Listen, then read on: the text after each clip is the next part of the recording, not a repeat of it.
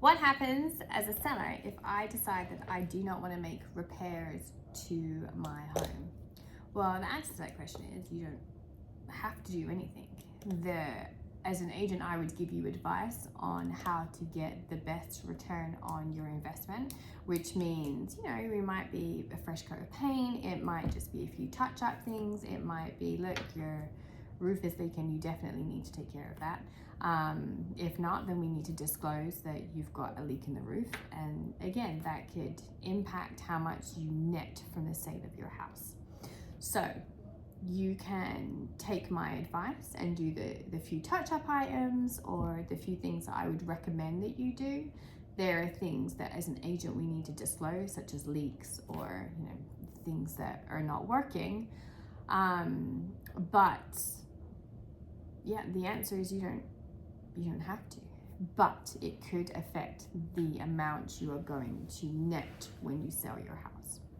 Now, if we are under contract and the other side, the buyers, have asked to do a home inspection and the home inspector comes back with something major, we either need to address it or the buyer could walk away. We need to address it, and if we don't address it, then the buyer would potentially walk away, which means we would go back on the market, and then we would have to disclose whatever it is that the home inspector found, which again could affect the amount you're going to net, or it could just be something simple, right? That they're asking for example, right? This is one that I had. There was my buyer was buying a condo, and they opened up the dishwasher, and there wasn't this non-tip mechanic in there, so that if you open the dishwasher could completely fall forward. So we just went back and said, hey, can you get that fixed? And really both sides could have said no, right? Like the seller could have said, no, you guys can take care of yourself, it's something simple. But then the buyer could have walked away. And again, it could have been over something simple that my buyer may not have bought this house.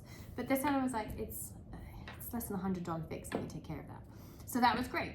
But again, he didn't need to say yes, it could have put it back on the buyer. So the answer to the question is, even when the buyers come back, you as the seller have the option to say, no, I'm not going to make the repairs. But that means that the buyer may walk away, or they may take that cost on themselves, depending on the market conditions that we're in, depending on how much the buyer wants the house, depending on all kinds of factors. But the simple answer is no, you do not need to make any repairs in your home if you do not want to.